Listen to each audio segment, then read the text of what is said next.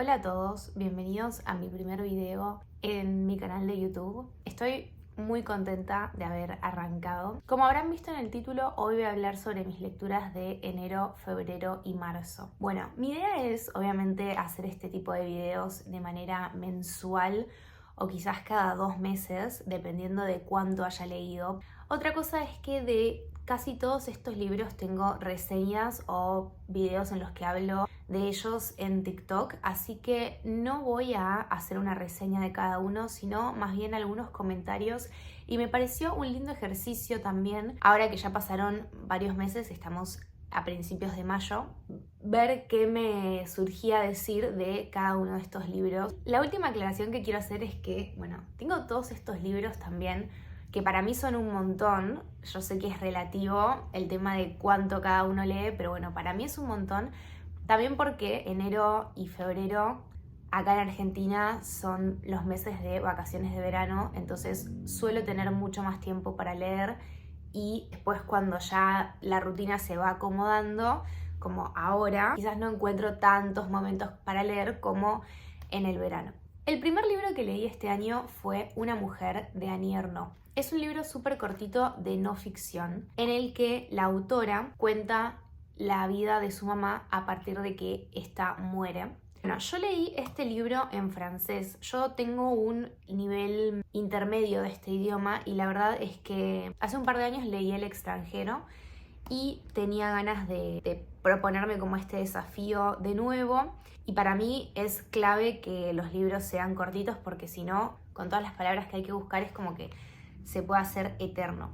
Como les digo, yo tengo un nivel intermedio y la verdad es que me resultó muy bien, así que lo recomiendo si están buscando algo para leer y están como más o menos en la misma, se los recomiendo. Era la primera vez que leía a esta autora, que bueno, fue Premio Nobel de Literatura no hace pocos años. Me gustó mucho, me acuerdo como de escenas o de partes. Creo que es un libro que, bueno, como todos los libros, pero según la relación que cada uno tenga con su madre o en el momento vital en el que se encuentre, te va a tocar de una manera o de otra, porque habla de todas las etapas. Habla de la vida de su mamá antes de que ella ni siquiera fuese un proyecto, de su juventud, de ella como, bueno, como niña, como joven, de los momentos políticos que le tocó vivir, bueno, en una Francia de guerra y de posguerra, de ella como mujer, digamos, más allá de su rol de madre, y después ya sí, de como mamá, como abuela incluso. Y también toca el tema de la enfermedad y, en este caso, cuando su madre se volvió más grande, más dependiente, con más problemas de salud.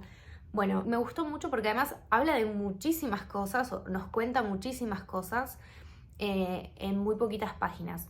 No me compré ningún otro libro de esta autora, pero la verdad es que tengo muchas ganas de leer más. Sé que hay otro libro en el que ella nos cuenta la historia de su padre, también luego de la muerte del padre, así que bueno, me gustó mucho, me pareció muy, muy profundo y muy conmovedor.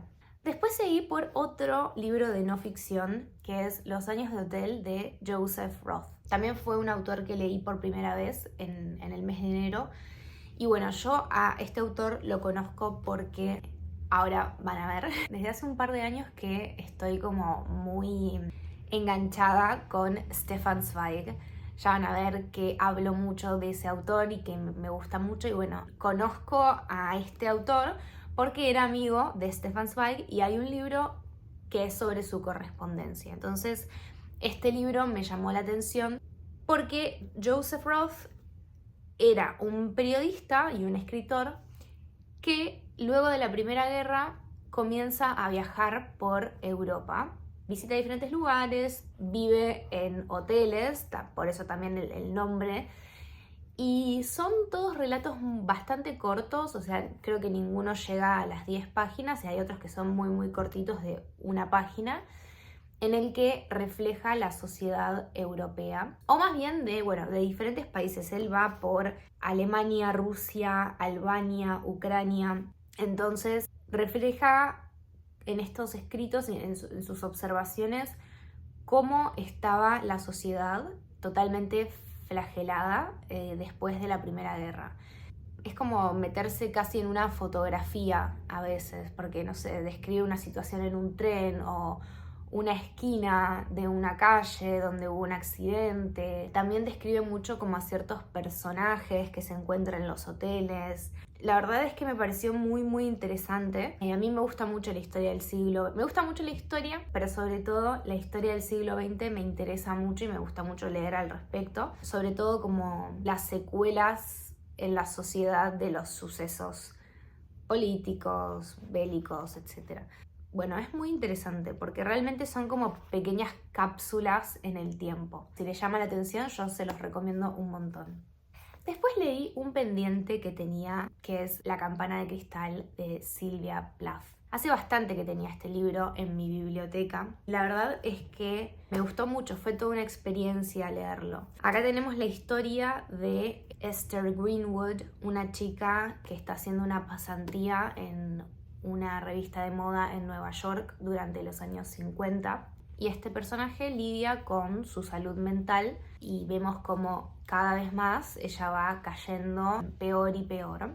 Hasta que, bueno, toca fondo. Bueno, y además esta chica está en sus 20s, entonces se plantea y se replantea muchas cosas. Yo tenía este libro como un libro feminista y bueno, obviamente ella desafía o cuestiona más bien muchas cosas desde qué quiere hacer con su vida, sobre todo, bueno, siendo una mujer blanca en la sociedad de esa época, es como que está este tema de ¿qué quiero hacer? ¿Quiero seguir una carrera? ¿O estoy estudiando algo para después en realidad terminar casándome y teniendo hijos y no dedicándome a esto que en realidad es mi pasión? Pero ¿qué pasa si sigo mi carrera y renuncio a lo otro?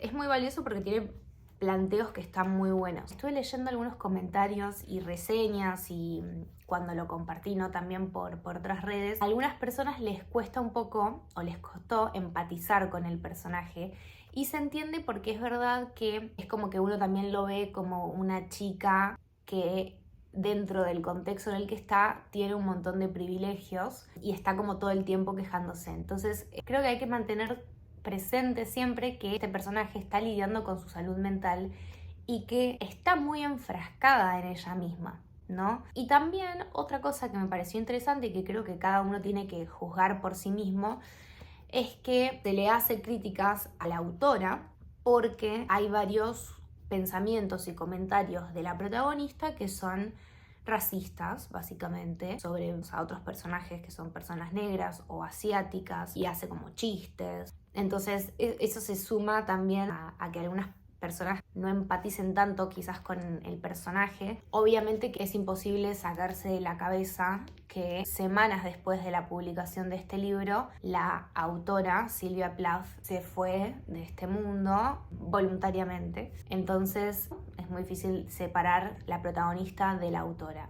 Pero bueno, yo lo recomiendo. Tiene bastantes partes explícitas. Ahí cada uno puede averiguar si se anima a leerlo. Después por fin leí por primera vez a Toni Morrison. Tenía muchas ganas de leer a esta autora hace un montón y no me decepcionó para nada y tengo muchas ganas de seguir leyéndola. Esta novela es la historia de una nena que quiere tener ojos azules, pero en realidad es mucho más que eso. No solamente conocemos la historia de esta nena afroamericana que está en Ohio en los años 40, en los años de la posdepresión. Bueno, retrata la realidad de las familias afroamericanas pobres de la época y de ese contexto de una manera brutal y cruda y a la vez brillante. La protagonista es Pécola, pero en realidad conocemos la historia de su mamá, de su papá, de vecinas, conocemos un poco toda la comunidad, el círculo que la rodea. La manera de decir las cosas es realmente excepcional. Yo se los recomiendo un montón. Lo que sí es como que me dejó una sensación en el corazón. Me acuerdo mucho de eso. Y ahora que estoy acordándome de la historia, me vuelve un poco. Está dividida en estaciones la novela. La verdad es que Toni Morrison es es una autora que tenía muy pendiente y que estoy muy contenta de haber arrancado con la autora. También creo que es un libro que es para releer. Fue su novela debut, así que tengo muchísimas ganas de seguir con varias. Bueno, ahora tengo este libro que no es un libro que terminé. De hecho, acá está el marcapáginas, pero en algún momento lo tenía que poner. Esta es una colección de historias cortas de Stefan Zweig. Ya apareció.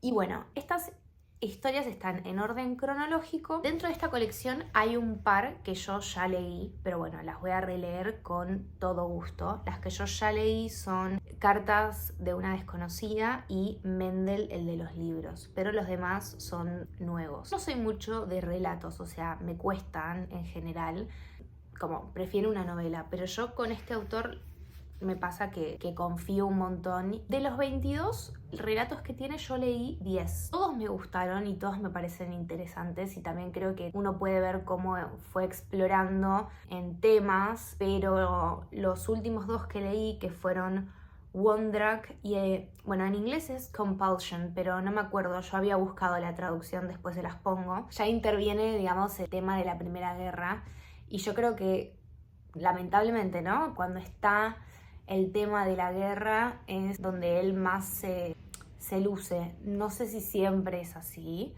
Claramente es un autor que fue completamente atravesado por la historia del siglo XX. Me gustaron mucho.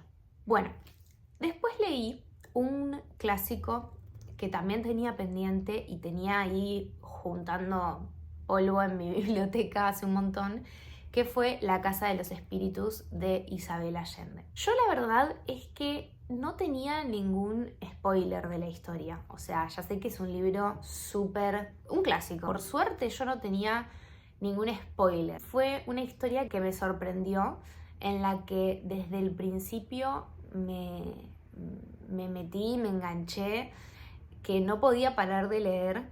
Y acá tenemos una saga familiar de la familia Trueba del Valle. En ningún momento menciona que es Chile el país donde sucede la historia, porque es como algún lugar de Latinoamérica. Pero bueno, ya sabemos, por la historia de la autora y por las descripciones que da, uno obviamente lo asocia con la historia de ese país. Me encantaron los personajes. El realismo mágico es una novela de realismo mágico. Tiene muchísimas frases hermosas. Sobre todo me encantaron y me quedé con los personajes femeninos, y como cada una tenía su personalidad y sus cosas que siempre repetía, sus hábitos. Me encantó, me gustó mucho. Otro de Stefan Zweig y otro de no ficción. Leí Momentos Estelares de la Humanidad, 14 miniaturas históricas. Bueno, este es uno de los libros más conocidos del autor, y como indica su título, Stefan Zweig toma 14 momentos que literalmente, sí, bueno, cambiaron el rumbo. A mí la verdad es que cuando veía la tabla, digamos, leía un par que ya de por sí me llamaban la atención, como por ejemplo Cicerón, El tren sellado, Wilson fracasa, porque bueno, ya sabía más o menos de qué iban a ir. Pero hay otros, por ejemplo, La resurrección de Handel. Yo no tenía ni idea sobre esa pieza de música, ese músico, y fue un relato que me acuerdo no poder parar de leerlo. Bueno, las palabras que usa Zweig todas las veces que personifica a la historia universal y al destino. Bueno, este libro para mí fue exquisito. Todas las palabras que utiliza, es como que nada sobra. Me encantó, al igual que El mundo de ayer, que soy muy pesada yo con ese libro. Lo leí el año pasado. Estoy pensando en releerlo, pero bueno, si no leyeron a Stefan Zweig todavía, yo lo recomiendo muchísimo. Bueno, Tan poca vida. Bueno, este libro es muy polémico y yo la verdad es que tenía ganas de formar mi propia opinión, porque me llamaba la atención la premisa, ¿no? El protagonista de esta historia es Jude, porque en algunas partes podemos encontrar que son 4 protagonistas, y al principio parece un poco eso porque tenemos como un poquito de cada uno, pero en realidad el protagonista real de esta historia es Jude, y los demás personajes giran un poco alrededor de él y los conocemos también según la relación que tienen con él. Es un libro que tiene muchísimos triggers, así que si no se quieren spoilear la historia, hoy en día le podemos preguntar al chat qué triggers tiene esta historia sin spoilear la trama, y ahí ustedes deciden si se animan a leerlo o no. Es un libro que suele generar opiniones bastante opuestas. Otra crítica que he visto sobre este libro, y que esto no lo dije en ningún lado, entonces tengo ganas de comentarlo por acá, es que a mucha gente le parece exagerado todo lo que le pasa al personaje. A mí, honestamente, no me parece exagerado. ¿Por qué? Porque lamentablemente hay historias de vida, ¿sí? Sin spoilear, es un personaje al que desde chiquito le pasa de todo. Imagínense, de las peores cosas que le pueda pasar a un niño, bueno, le suceden. Y de grande le siguen sucediendo, además de tener que lidiar con el trauma que le dejó todo lo que le sucedió en su infancia, ¿sí? Así que, bueno, antes de leer el libro, yo estaba como con esto porque lo había visto, ¿no? Además de ver esas reacciones de gente llorando y todo. Gente que decía como, lo dejé porque me pareció muy poco probable que esto le pasara a alguien. A mí la verdad es que no me parece poco probable. Porque basta con ver un montón de historias que han salido, no sé, en las noticias o que se hicieron conocidas, de gente que tiene una vida o una historia de vida parecida o con cosas que son muy fuertes y que uno dice, ¿qué más le va a pasar a esta persona? Y es la historia de vida real de alguien. Entonces a mí no me pareció poco probable en ese sentido. Otra cosa que me parece interesante y la conecto acá con La campana de cristal es que en poco tiempo leí 2 libros sobre personajes protagonistas que están lidiando con su salud mental, y creo que yo no había leído un libro así, o sea, sobre esta temática antes. Y claro, son historias que te hacen, si se mete, ¿no?, en el libro, te hacen sentir cómo es tener a alguien que esté lidiando con su salud mental también. Y acá está muy, muy bien hecho porque hay personajes que lo entienden, que le tienen una paciencia y también un amor infinitos, pero también hay personajes que se exasperan, que se frustran.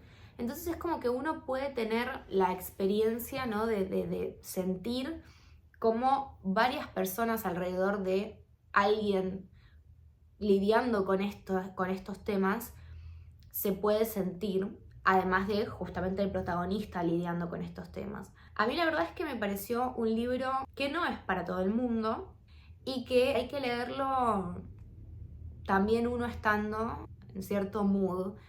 Yo la verdad me lo leí muy rápido en mis parámetros, ¿no? O sea, me leí esto en 10 días. Quizás a alguien no le duró ni 3 días y otro habrá estado, no sé, 3 meses.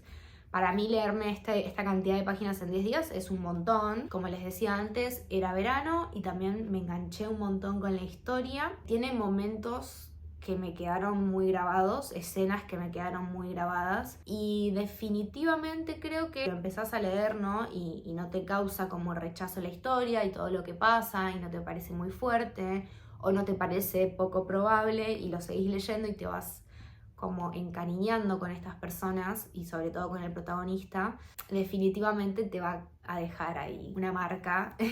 A mí me pasó, pero fue una buena experiencia, o sea, más allá de eso, para mí fue una experiencia positiva en cuanto a todo lo que me hizo plantearme, te hace reflexionar y te hace pensar mucho. Yo lo recomiendo, pero digamos con pinzas, ¿no? O sea, no creo que sea para todo el mundo, pero para mí fue una experiencia que estuvo buena. Después leí Memorias de Adriano de Marguerite Yourcenar.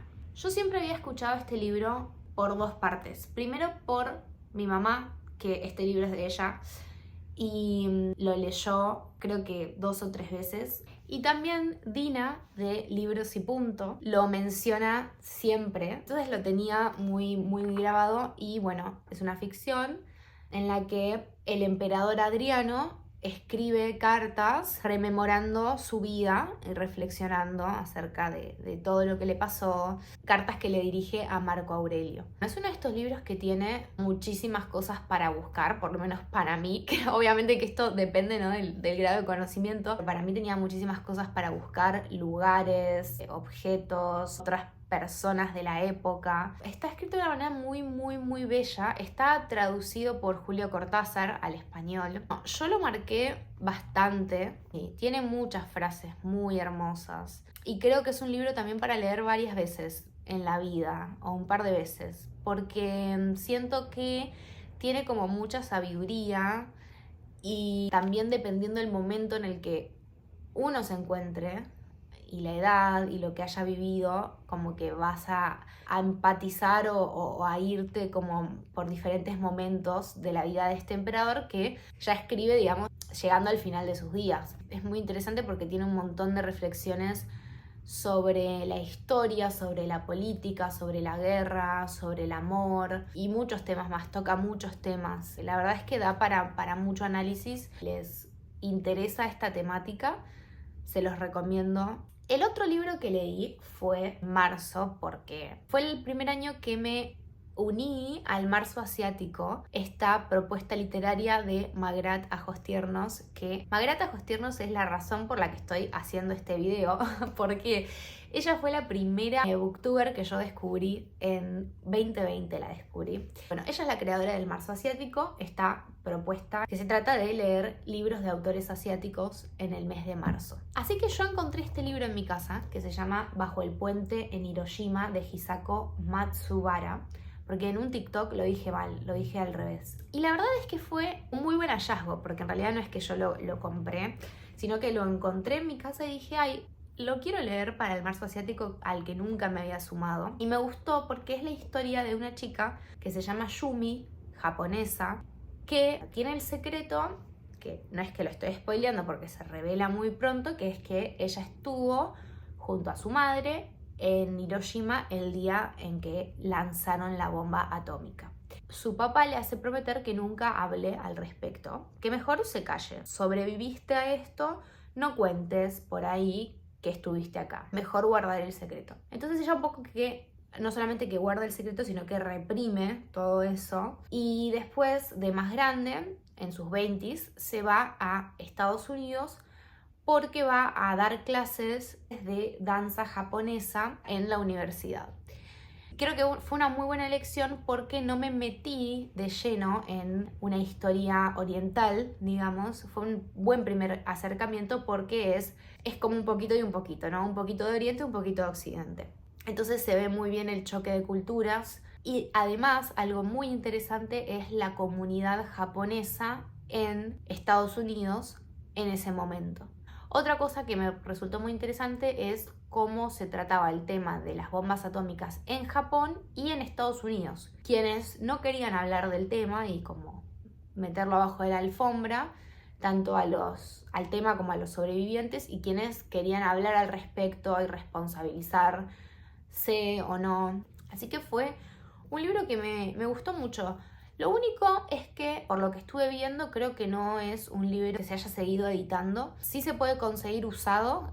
De hecho, vi esta misma edición que se vende usada por internet. Pero la verdad es que me gustó mucho y he seguido leyendo autores asiáticos, pero bueno, no van a entrar en este video. Y ahora sí, el último libro. Fuego griego, de Nicolas Gage. Este es otro libro que tomé prestado de la biblioteca de mi madre. Fui al cine a ver María, la biopic sobre María Callas de Pablo Larraín. Y justo se dio la casualidad de que mi mamá tenía este libro, Fuego griego, la historia de María Callas y Aristóteles Onassis. Me gustó mucho este libro porque, bueno, primero porque el autor es de origen griego, entonces pone mucho énfasis en la historia del país y también de griegos que estaban en otros lugares del mundo y cuál era su situación. Entonces contextualiza muy bien todo eso y bueno, ya cuando algo tiene historia me interesa. Es una biografía que está escrita con mucho respeto. Muy interesante la vida de estas dos personas, los orígenes de cada uno, cómo los atravesó la historia del siglo XX, la Segunda Guerra y demás conflictos alrededor, ¿no? Cómo cada uno hizo su carrera o su vida. Otra cosa que es muy interesante es el círculo de personas con las que se rodeaban. Por ejemplo, Winston Churchill y su esposa estuvieron en muchísimos de los viajes en barco que se relatan acá. Bueno, obviamente aparece Jackie Kennedy de mitad para adelante. Es una historia muy trágica, es una historia de amor muy, muy trágica, muy tóxica, y te da mucha pena. Bueno, a mí me dio mucha pena ella. Si son personajes que te interesan, te lo recomiendo porque la verdad es que hay un montón de información. El autor hizo muchísimas entrevistas, se documentó mucho y desmiente muchas cosas también. Bueno, hemos llegado al fin. Espero que les haya gustado. No planeo hacer videos tan largos, o no sé si no tan largos, pero no hablar de tantos libros a la vez, y espero que los comentarios que hice los animen o no a leer alguno de estos libros. Y de nuevo los invito a pasarse por mi TikTok y mi Instagram, seguirme por ahí, donde les voy compartiendo más sobre lecturas y otras cosas que me gustan también. Les mando un beso y espero que estén todos muy bien.